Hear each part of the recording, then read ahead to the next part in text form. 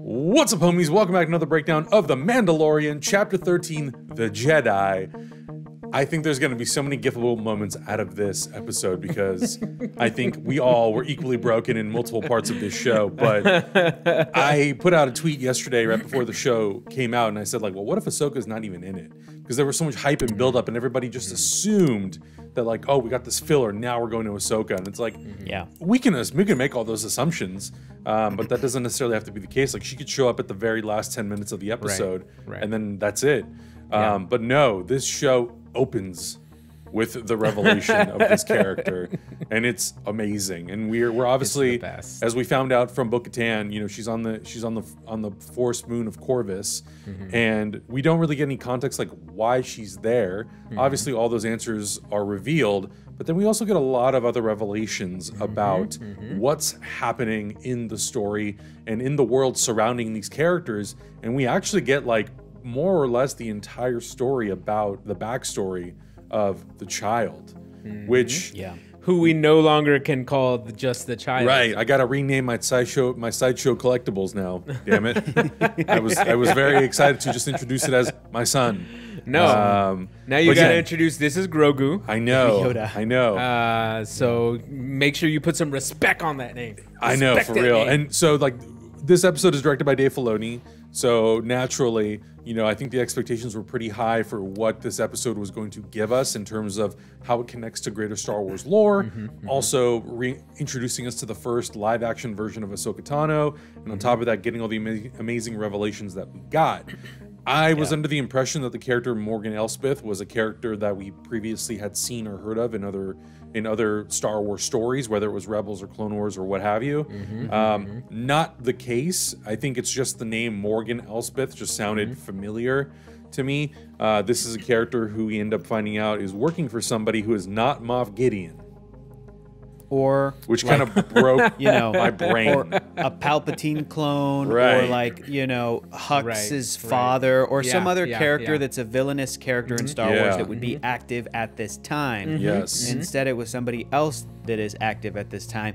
And I think that the three main sort of big spoilers or big moments or big revelations in this episode are, number one, Ahsoka being in it. Right. Number two, the name of the child. And number three, the name drop for Thrawn, for Grand Admiral Thrawn. I had two of the three of those kind of spoiled for me, just because I opened Twitter. It sucks, man, because we started watching this last night, and then we had internet connectivity issues and stopped. And then I go to bed, and before I go to bed, I'm like an idiot. I opened Twitter thinking, yeah, you did a big goof there, bud. I did a big goof, but but you know, thinking that people would be like, okay, they're not going to be talking about this episode that just dropped 40 minutes ago, don't right? Give a shit about your feelings. They first of all, people were openly talking about, man, she's in the beginning or right at the beginning. And if you are following the show, even if somebody's trying to vague tweet, here's the other thing: people are bad at vague tweeting. Oh, 100%. Can I just say 100%. They're bad at it? So it's like, well, no spoilers, but I can't believe so and so showed up right at the beginning. It's like, shut up! Everybody knows what you're talking about. If there are people that are into this show and are aware of what they set up and what we're doing, and then I saw another person, you know, discussing with two people that had already seen it, and it's like 1 a.m. I saw another person be like, yeah, but I can't believe that we're going to have to start calling the Baby Yoda this name. I like Baby Yoda more. And I was like, dang it. And I didn't like commit to reading it, but I did see that it was like G something, like G something. And so went to sleep mad. And then no wonder you didn't respond into the Facebook chat after. Then we went to sleep and then woke up this morning, and then we got everything set up, and then we started into the episode. And yeah, the thing about Ahsoka, like I had seen that on Twitter before we started watching it, or at least the spoiler of like, wow, right at the beginning. So I went, okay. So when she showed up in the first, you guys were freaking out, and I was like, yep, check mark. Here's Ahsoka Tano. Correct. In the opening of the show. Then today, when we saw the rest of it and they revealed the name, seeing it in the closed caption, Grogu, I was like, this is cool. It's funny. And then as the episode went on, it did start to grow on me, and I think it's very well cute. Yeah, I think it's a great choice for that name, and fits. It feels like it fits with Yoda, Yaddle, Grogu. Right. Feels like it fits. Yeah. But then the Thrawn thing, you guys, I was like, holy shit, holy chiss. See, and So that was fun. And I think like now, you know, and I know we've been like we've been giving you so much beef about this for the last 4 weeks we've been watching the show, but it really is amazing to me how important Rebels and Clone Wars is to this series. Yeah. At least I got Clone Wars. At least I've seen every episode plus the new season. You know, I'm in the middle of reading Star Wars Aftermath right now. Cobb Vanth hasn't shown up yet, right? Timothy Oliphant, but I'm waiting. So I'm like, I'm doing my due diligence on some fronts, but I do need to finish Rebels. Well, and I mean, this is an absolute must watch at this point. Yeah, there's no getting around it. Because the way Rebels ends, it leaves everything really open-ended to what happens to Ezra, what happens to Thrawn. The only definitive answers we get is what happens to Kanan, Sabine, Hera, and Ahsoka. And even those, even those ends are still like kind of left open to interpretation. This is really the first time that we're picking up all those threads and going, here's where they are now. And we're not getting a lot of context what's happened, in between those 5 years, which is totally fine. Like, I don't need to really know what Ahsoka Tano's been doing for 5 years. I will just assume that she's been kind of in hiding and she's been doing underground missions and, whatever. Because we hear her say, like, there's not a lot of Jedi left. So I'm sure that, like, she is one of those people who's trying to just preserve what the Jedi Order is and preserve what that legacy is, even though she doesn't necessarily consider herself to be a Jedi. But I thought what was really cool was it now leaves the door open because Thrawn is going to come eventually at some point, whether it's this season or the next season. I strongly believe that Ezra Bridger will be in this show at some point. I would have to agree that Ezra will be in this show. And if anything, even more so, kind of like solidified that for me, we get a cameo of a Lothal cat in this episode. When Ahsoka is trying to like evade the troops and they look around a corner, we see, I couldn't remember the name of the cat. It's a Lothal cat. It's native to Lothal, where Ezra lived. And if this show has done anything since like episode 1 and episode 2, they've always dropped hints that foreshadow into something. Episode 2, there was a Lothal cat in season 1 of the show, right? In episode 2, we got those spiders, and like those showed up previously in Rebels. And so now looking at that and seeing that the next episode that followed brought a character literally from the show into live action, and then that led to another one, and now it's going to lead to another one. I'm like, if you're putting in a Lothal cat in that pivotal of a moment, to me, as somebody who knows Dave Filoni, who also puts owls, who like we see an owl in the shot where Mando's walking across the forest, and those owls represent wisdom, they represent death, they represent foreshadowing. Like in Rebels, they very much like surrounded Ahsoka, and it was supposed to like really help guide her on her path. And I think like doing that, something that specific, and then putting a Lothal cat in, I'm like, you are really trying to like nail the hammer into the coffin that like we're going to see more characters from Rebels and we'll potentially see more characters from Clone Wars and the greater universe in this show, which I'm like, dude, this is kind of mind-blowing. Question. If Mando's going to take this little baby and put it on a rock on top of a mountain on a planet that's like a Jedi, homing beacon or something, do you think we're going to see like a young digital Luke Skywalker cameo? I don't know. Like you'll feel it in the Force? I don't think so. I know people have been speculating that of like, because we are 5 years later, and this will probably be like the very early start of when Luke even starts considering rebuilding the Jedi Order. It's very possible. I think it's almost more likely that we'll see a character like Yoda.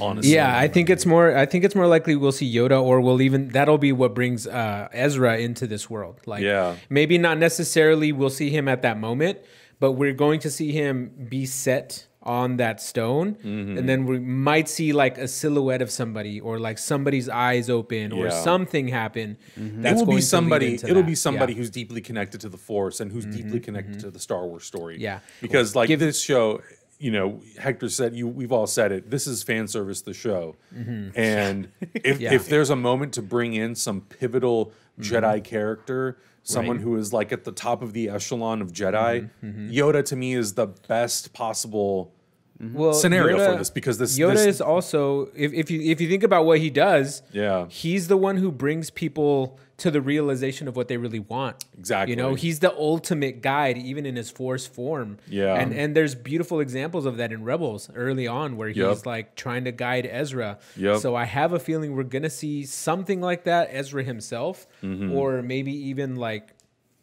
Kanan in some form or another. I think it's and I look, like, I think it would be really cool if it was somebody like Kanan and we got Freddie Prinze Jr. to show up as Kanan Jarrus. I think it'd be amazing to see all that stuff. So sick. If Grogu can tap into multiple Jedi and multiple Jedi are sort of, you know, informing this character, like, the path is yours to choose. You have the ability to do this or that. What do you want to do? Also, why are we assuming he wants to be a Jedi, though? Exactly. Like, he could just what if he's the first Yoda type creature that wants to be Sith, you know? He's very fearful. Or take a path similar to Ahsoka, where it's like, I may have these abilities, but like, I'm not interested in going down a path that leads me to being some like great warrior. Maybe I just want to be my own person, or I just want to spend time with the Mando, you know? Because I think like these revelations are really going to play into the relationship of these two characters, because just like Ahsoka says, you know, she's seen this path before of somebody who got entangled with somebody that meant something to them, and that ultimately like destroyed their future, and it helped bring down the entire Republic and brought birth to the Empire. So I think like the parallels of that are very, very interesting, and I'm really curious to see what choices Grogu is going to have to make, whether it means like leaving Mando behind or embracing their relationship with Mando. And also like whether or not Ahsoka's role in this is also going to play a bigger role in it, because she can either come in and be very much an Obi-Wan Kenobi type of guide for Grogu, or this is her one and done, and she may not show up until the finale, the next season, maybe never. I don't know. There's a lot of like potential and a lot of kind of like ball spinning in the air. I'm still thinking about, because Mandalorian is technically a prequel, I'm still thinking about how his ship shows up in Rise of Skywalker. Right. All those years later. And so I'm like, man, I wonder if this show will ever leave at a point where we kind of know how that could happen, or if the show will end in a season or two and then maybe like a novel will come out or a comic book or some other cool like extra thing that's like, here's what Mandalorian was up to, you know, during episode 7, 8. Here's here's how he shows up in episode 9. Or if it's not him, at least who's piloting that ship. You know what I mean? Like, where's Grogu? Plus another 30 years. Does that mean he's like toddler walking around? Does that mean that he just like jumps to like teenager or something? Probably not. So there's just a lot of fun things to speculate on, but I don't want it to become about, you know, we've continued to have the same conversation. It shouldn't be, as great as fan service the show is, and it's doing it right, it shouldn't be about answering questions and filling in blanks. It should be about servicing the story of these two characters, the Mandalorian, and now Grogu. I think, and now Grogu. I think that Dave Filoni, if anybody knows what they're doing with Star Wars, it's Dave Filoni. He left us with such a good exit for Ahsoka Tano, where if we never see her again, I'd be like, cool, she's probably off fighting Thrawn on her own. If we never see Thrawn, she's probably off handling that on her own. We don't necessarily need to follow that story arc, because I left this episode with my belief that Mando is 1000% dedicated to Grogu just for his whole life. Like, he's going to do whatever he needs to do, and that's going to be the storyline that carries this entire series. Because it's going to be real easy to use Ahsoka as a crutch. It's going to be real easy to use Thrawn as a crutch when it might not serve the story well, and it might detach a lot of people from the story. And I also really do think that it's possible that for maybe the next like couple episodes, Mando will go on his own quest or journey, and I think there will be an opportunity where Mando will inadvertently cross paths, because he's going to cross paths with Moff Gideon no matter what, right? Correct. Like, Moff Gideon is coming after him no matter what, because he wants Grogu. So regardless of whatever the other plot is with Ahsoka and Grand Admiral Thrawn. And Gideon probably means Bo-Katan. Yeah. Right? Because probably going to come back. Katie Sackhoff probably. Although that actress who played Sasha Banks, who played the side Mandalorian character, she was like, "Oh, I don't come back for this season." So people, she announced that, and people are like, "Oh man, why'd you say that?" Like, even if it's true, it's kind of like you didn't have to definitively say that. So I don't know. I don't know if that means that Bo-Katan isn't coming back this season. They're saving that sort of final confrontation with Moff Gideon for that season 3. Right. I mean, but I think you're right, Adam. I think it's going to be Gideon. I still think that somehow Boba Fett's going to be involved. That character that we saw in episode 1 of season 2. And I also think that we're going to see Thrawn in live action in this show. I think it's just too tempting. My question, though, now that as you guys were talking about it, and Augustine, you were talking about not falling on these crutches, do you think that this episode, out of all the episodes, has the best shot at being a backdoor pilot for like, and Ahsoka gets a show, and she'll fight Thrawn? Totally. This episode. So the entire time I was watching this episode, look, they could have announced it while we're recording. this, honestly. They could have announced. Yeah, they might. I have announced it now. But this episode, I love this episode so much because it gives me all the feelings that I was feeling when I was watching Rebels and Clone Wars when they got really, really good. Because all of these little moments where like she's trying to connect with Grogu, Ahsoka's trying to connect with Grogu through the Force, and you're having these little moments. They're identifying the fear, and they're getting into like the real mysticism of what it means to become a Jedi and live your life that way and be Force sensitive. That's the kind of stuff that I really love. But at the same time, it's building beautiful character moments. Like we got Grogu's history summed up really quickly, and now we understand that he's a fearful character. And what I loved about that too is that I think that it was just the right amount of backstory because it all made sense, and it was all stuff that we could kind of even fill in for ourselves. With how old he is, we all kind of were like, okay, so he's alive during the prequels, but then Order 66 happened. So where was he? And then at some point he probably had to go into hiding, and it's just stuff that kind of makes sense. And it's not the craziest thing for us to fill in of at Revenge of the Sith. What is he? 20 years old? Yeah. And so then, you know what I mean? Something like he's that. About the same age as Anakin Skywalker is. Okay, that's what the math is. So he was, kind of a baby around episode 1.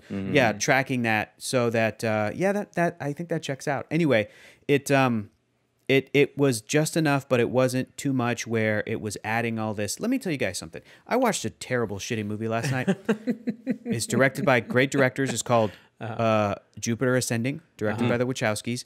It's bad, and it was such a bummer, and it had way too much plot, way too much going on for 2 hours, 2+ or whatever, that I was like, this should have been a novel, this should have been a series, because it made me appreciate all the other sci-fi that I love. It made me appreciate Star Wars movies, old and new, because even with the most plotty, what's the plottiest Star Wars movie? Maybe Rise of Skywalker, maybe Last Jedi, maybe Revenge of the Sith.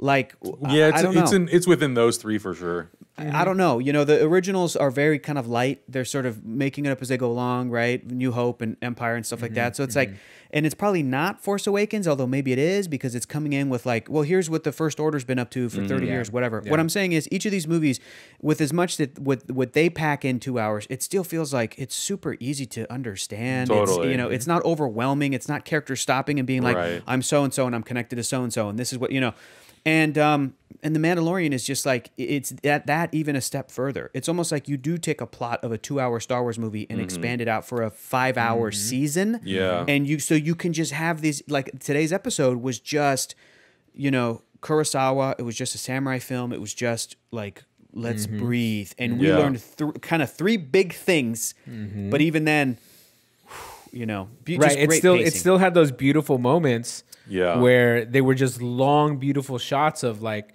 Ahsoka standing there and about to have this duel, or this shot of this mysterious forest that they're in for some reason. They really, really let this episode breathe, and I think Dave Filoni is really just a master. Great job. A master at this type of storytelling. I know for a season and a half, everybody's been like, you know what? I don't miss the Jedi. Mandalorians are cool. I like that this show has no Jedi. Dude, the 3 of us were geeking out at how technically, we still don't have a Jedi in the show. Technically, we don't. You know what I mean. I know what you mean, though. I think the cool thing about that, though, is we've been able to go this long without having that, and I've never needed it. I've never wanted it. But once we found out that like that Ahsoka Tano is going to be a part of the show, then I'm interested because it is exploring something different than Anakin, Obi-Wan, Yoda, Luke, Mace Windu. You know, like the characters that we have already come to know in live action form. I want audiences to understand that Jedi were not just one particular way, that you could have a character like Ahsoka who was kind of on the fringe. You know, she didn't want to completely devote herself to the Jedi religion for her own personal reasons. And I think it's interesting for audiences, at least I hope, to discover a character like that, to understand, Jedi are more than, they're not two-dimensional. You know, they have personality and they have their own wants and needs. Do you think when this episode ended that like a bunch of people were like, okay, and they hit play on like episode 1, season 1 of the Clone Wars? God, I hope so. And I hope in chronological order. Didn't somebody tweet at us that they're like, yeah, because of you guys, I now started watching these animated series. At this point, it's kind of required reading. And and I hate putting that pressure on people because I think asking people to watch 7 seasons of one show and then 4 seasons of another. Granted, they're only 30-minute episodes apiece, but still, it's a big commitment to watch that much just for a character revelation. But I strongly believe this, that if you watch all of these stories in animated form, when you get to live action, you feel so fulfilled and you feel so just excited to see these characters live on in other formats. Totally. I agree. And I think it's so fascinating to find out the backstory of Grogu. And if there's one thing that I would maybe want to know is who took Grogu from the temple. Father. Yeah, who took Grogu from the temple to save him? Well, because after the siege in the temple, we have to assume that there were more Jedi than just Obi-Wan and Yoda that survived, right? Like we've kind of already established that through things like Rebels. That's already a given. And so you know what? You could even do, I mean, even with like the on-screen deaths that we saw, even with like the youngling, that's what Grogu is that we saw the scene where Hayden Christensen comes into that room and that little kid's like, Master Anakin. And then he like steps forward like, I'm going to kill you all. It's like that room probably wasn't even all the kids. No. And apparently it wasn't because Grogu was somewhere else, somewhere in the temple. Somebody got him out before or after and that I'm with you, Adam. I think that we might even find out at some point. I'm also slightly fascinated to know what other Jedi Masters had a hand in training Grogu. I don't necessarily I don't here's the thing I don't need. I don't need a ton of flashbacks to show me, you know, Yoda or Mace Windu. Like, I don't need all those cameos from all these actors who've been in the movies. But to just mention, well, Grogu was trained by the likes of, you know, Yoda and Mace Windu and Ki-Adi-Mundi. Then I'm like, great. Okay, great. That's all I need. I don't need to see it. Like, I believe you. If you tell me, I believe you. Let's just keep moving forward. But the fact that we at least got to understand that this character, the whole reason of this character's existence is because someone saved him during the assault on the Jedi Temple. Now I'm like, well, who was it? Was it Bail Organa? Because Bail Organa shows up at one point, but okay, but then he runs away. So was it? Could it have been Obi-Wan or Yoda? Bail Organa showed up and he was like, Yoda, let's go. And Yoda was like, hang on 1 second, I gotta get my kid. I got a kid that I gotta put in an escape pod. We also do have another of Yoda's species in the Jedi Council, Yaddle. Is this a potential opportunity? Because I know that fans, ever since that character showed up in The Phantom Menace, in the background, in the Jedi Council scene, so many people have asked, like, oh, will we ever get more of this character? We probably won't, but it would be amazing if all of a sudden we saw Yaddle save the child and sacrifice themselves to protect Grogu. Then I'm like, great, okay, cool, we tied up this loose end. But overall, I think, like, I love, like you guys were saying, the very Kurosawa samurai feeling, very like so much breathing and slow shots and steady shots and the westernness of the cowboys outside of the city perimeter, and on the inside you have the two samurai warriors who are about to face off.